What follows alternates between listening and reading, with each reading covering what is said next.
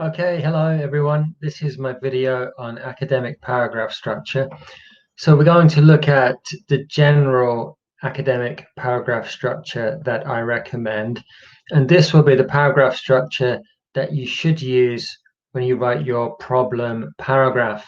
So in this presentation, we're going to look at topic sentences. So we will look at what that means, how to write good topic sentences, and some example topic sentences. Then we will look at the supporting evidence section of the paragraph. I mean, really, this is the summary that you already wrote from Drawdown. But anyway, that's the supporting evidence section. Then we will look at evaluation, or what I'm also calling evaluation of the significance. And we will look at how to do that in a good way. And then finally, we will look at the concluding or unity sentence. So if I say concluding sentence or unity sentence, both have the same meaning. Okay, so another way to think about this is from summary to paragraph. So you have your summary, it's already done. You have your supporting evidence section. So how do you turn that into a paragraph? How do we make a paragraph from the summary? So let's continue and see how we do it. Okay, so first off, let's look at a topic sentence and what that means. So the topic sentence tells the reader what the main idea of your paragraph is. So it's the main idea or the main topic of the paragraph. In a short essay, like the one you are doing, it is best to start the paragraph with a topic sentence. So don't try to be too clever, just put it as the first sentence. So begin with a topic sentence. The topic sentence should always have two parts or more than two parts, so at least two parts. So we will look at this in more detail, but there should be a main idea and then a second part to the sentence. The topic sentence should cover the full range of contents included in the paragraph. So the full range, okay? So it should be broad, it should be the most general sentence in the paragraph. All of the contents of the paragraph should come under or within that main topic. Okay, so in the assessment rubric, in the essay assessment rubric, it says the topic sentence should have a topic and something called a controlling idea or specification. So let's have a look at what the controlling idea or specification is. Okay, so we have an example topic sentence here. So meat and dairy production plays an enormous role in climate change. So the topic is meat and dairy production, and the controlling idea here, CI, is plays an enormous role in climate change. So the main topic is meat and dairy production, and then the specification, the narrowing down, the limiting focus, or the specific focus of the paragraph is the role that meat and dairy production plays in climate change. So this is the limitation or the specification or the controlling idea. I never really found a good word for this. Every academic textbook seems to use this phrase, but I'm not sure that the meaning is so clear. Let's think about how we could change this sentence.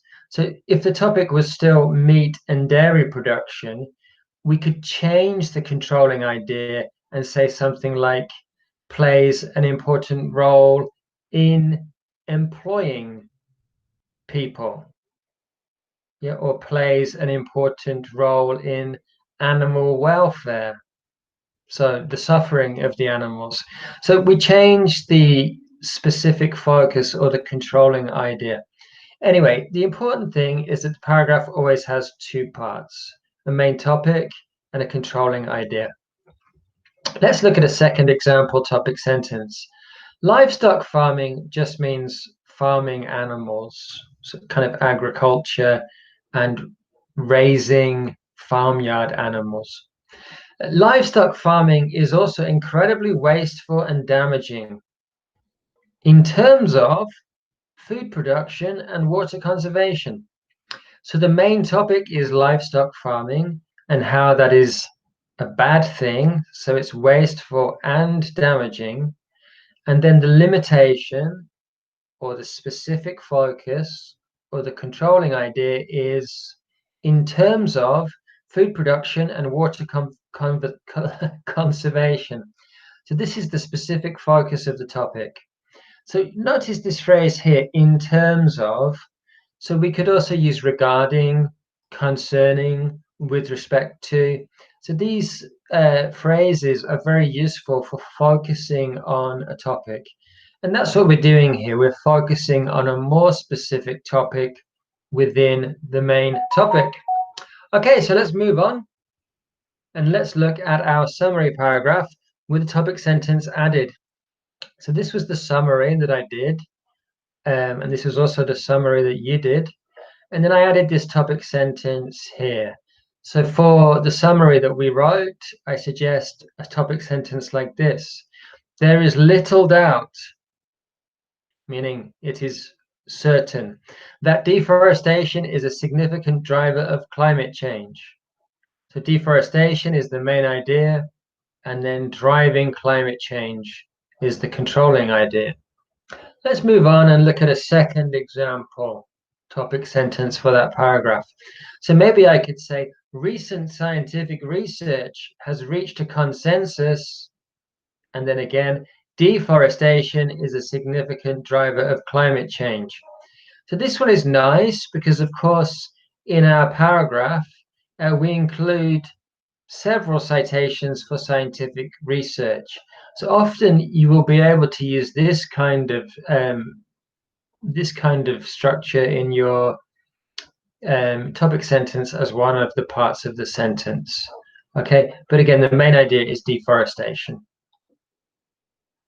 Okay, so let's move on. And now let's have a look at the evaluation paragraph. So the third section of the paragraph is the evaluation. So we're going to evaluate the significance of the research. So I like to think of the word significance as combining two meanings. The first is importance, and the second is meaning. So we might think about two questions. Why is it important, and what does it mean? And put a picture of Friedrich Nietzsche here. He was very good at thinking about what things meant. Okay, so what does it mean? Let's have a look at some examples here. So now I've added the evaluation of the significance to the paragraph. So I will give you a little bit more time to read that.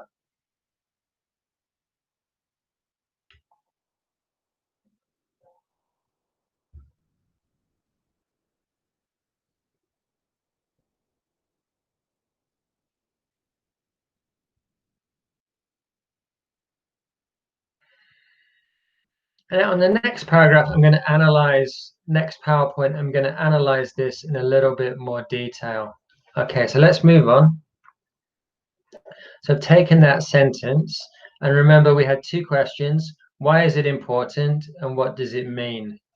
Okay, so here in this example, I think the first part is explaining or even reflecting on the meaning of the summary.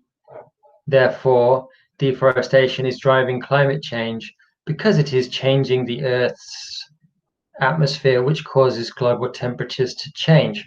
So I said nothing new there. That's a review or another summary, but it's also an explanation because we use because.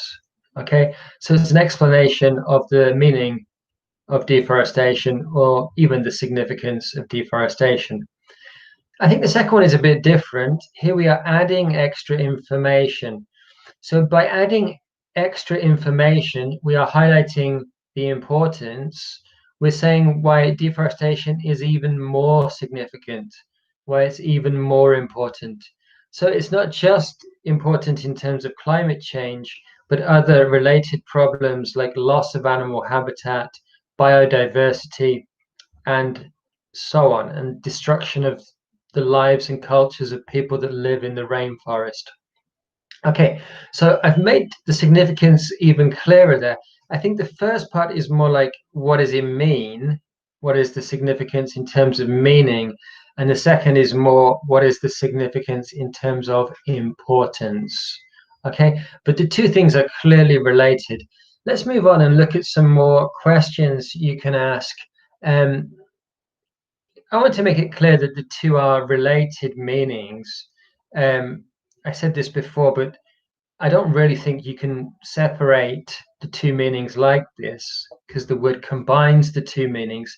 But let's just have a look at some questions or ways of thinking about meaning first, and then later importance.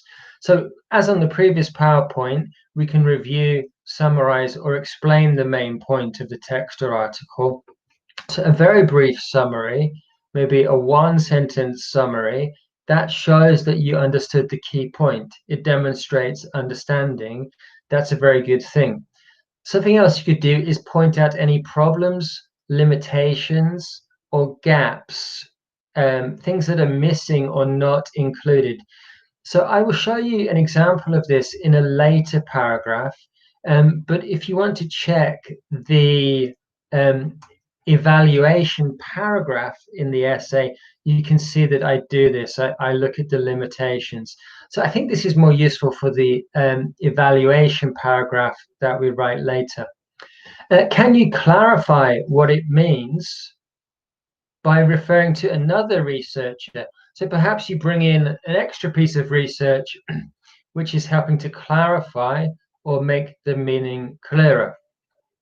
And another similar question, can you give more context to help the reader to understand either the meaning or the significance? So let's look at the questions I made for why is it important? So as on the previous PowerPoint, can you add extra information to add importance to your argument, to make the argument stronger? Other questions we might think of, especially with something that relates to a social problem or a global problem like climate change, what does it mean for the world? This is the significance for us as human beings, or what are the consequences for the human race and our future? And also, why should the reader care about this? So this is a very important question when you're writing.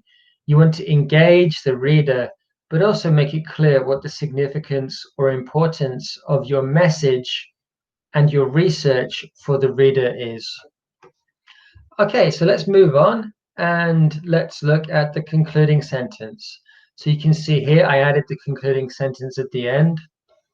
Hence, owing to the serious dangers presented by deforestation, urgent action is required to deal with this problematic situation.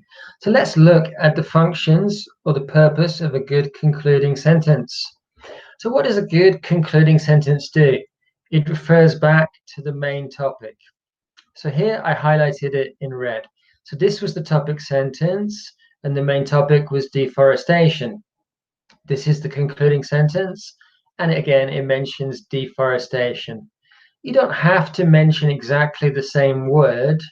Sometimes it's better to paraphrase or find an alternative way of saying it. But with the word deforestation, it has a very specific meaning, so I think it's fine just to leave it like it is. It links to the next section of text. So I underlined that here. So it says, urgent action is required to deal with this problem. So when we're dealing with the problem, now we're thinking about the response. So here, this clearly links to the response section of the essay. And then finally, you should think about whether your concluding sentence makes the overall essay argument stronger. So you might check your thesis statement, your main essay argument again, and you might make sure that it connects to that. This will help to make the whole essay more coherent and more complete. So I will talk about those things in a little bit more detail later on in the essay writing process. So let's move on and let's take a look at another way to think about topic and unity sentences. So remember, we're talking about the first sentence and the last sentence, top and bottom. So one way to think about this is as a bookend. So the information, the books, come between these two things here. So these represent the first and the last sentence. Sometimes people think about like a sandwich or a burger, and the content is in the middle of the sandwich. So topic sentences and unity sentences should mirror each other. Okay, they should act as bookends. So I will explain a little bit more in a moment. We might also think about the recycling logo. This is very appropriate, of course, for my essay on recycling. But the idea of recycling, I think, is useful because you're recycling the topic from the main sentence and using it again in the concluding sentence. So it says here, the same topic and controlling idea should also appear in the final sentence. These elements of the topic sentence should be reformulated or paraphrased, in other words, if possible. This is a key part of foregrounding the structure and strengthening the overall argument. So the structure is very important. Foregrounding the structure helps you to send a clear message to the reader. So by this, we mean things like strong paragraph structure. So we mean topic sentence, we mean supporting evidence, we mean evaluation of the significance, and the unity or concluding sentence. All of these things foreground the structure and make the message clearer for the reader. Okay, so this is my final paragraph. I highlighted the topic sentence and the concluding or unity sentence in red. As I mentioned before, the main topic of deforestation is recycled in the final paragraph, in the final sentence here. Just here. Okay, and then the idea that it's problematic also relates to the main theme of the essay. So hopefully you can see that the idea of recycling here makes sense. The theme or the topic from the main sentence appears in the final sentence.